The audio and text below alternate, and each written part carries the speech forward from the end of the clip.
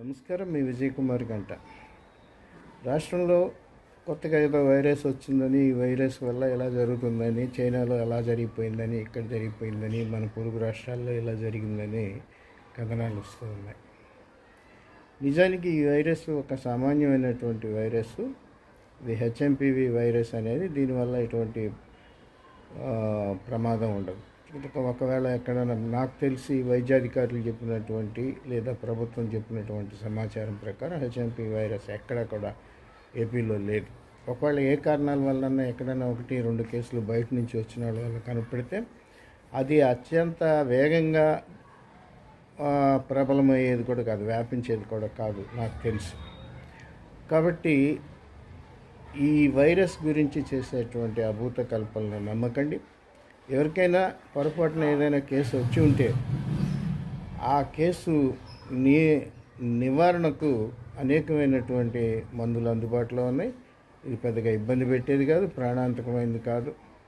కాబట్టి మీరు కొన్ని సామాజిక మాధ్యమాల్లో చెప్పేటటువంటి భయపెట్టేటువంటి కథనాలు నమ్మద్దు.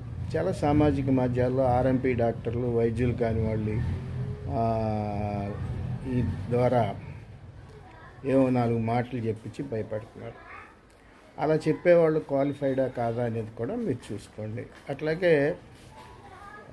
కొన్ని సందర్భాల్లో అశాస్త్రీయమైనటువంటి సమాచారాన్ని కూడా శాస్త్రీయమైన సమాచారంగా ముందుకు తీసుకొచ్చి దెబ్బతీస్తారు. మనం గమనించాము, కోవిడ్-1లో కానీ కోవిడ్-2లో కానీ చాలా వరకు వైరస్ అనేక మందిని ఇబ్బంది పెట్టి వెళ్ళిపోయిన పరిస్థితుల్లో అనేక ప్రాణ నష్టాలు జరిగాయి. దీనికి కారణం కేవలం కొన్ని మాధ్యమాలు చేసినటువంటి దుష్ప్రచారం.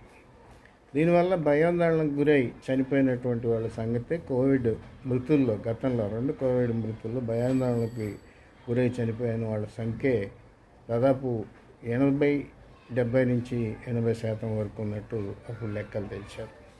మంచి వైద్యం ఉంటుంది. నిజానికి ఇలాంటి వైరస్లు వ్యాప్తి చెందకుండా మన పరిసరాలను వాటిని కాపాడుకోవాలి. చలికాలంలో ఈ శ్వాసకోశ సంబంధితమైనటువంటి జబ్బులు రావటం సాధారణం. అయితే జాగ్రత్త పడండి. సాధ్యమైనంత వరకు ఉదయం పూట గోరువెచ్చని నీరు తాగటం, ఎక్కువ గోరువెచ్చని నీరు తాగి కొంత రెమెడీ పొందటం, ఇవన్నీ మంచిది. దేనికి భయపడకండి. అంతా చూడండి. పొగ పట్టడం కూడా కొంతవరకు మంచిది. ఇలాంటివన్నీ అంటే ఆవిరి పట్టడం కూడా కొంతవరకు మంచిది. ఇవి కూడా చిట్కా వైద్యాలు తప్ప వీటిలో శాస్త్రీయత ఎంత ఉందో తెలియదు. కానీ హెచ్ఎంపీ వైరస్ వల్ల ఇటువంటి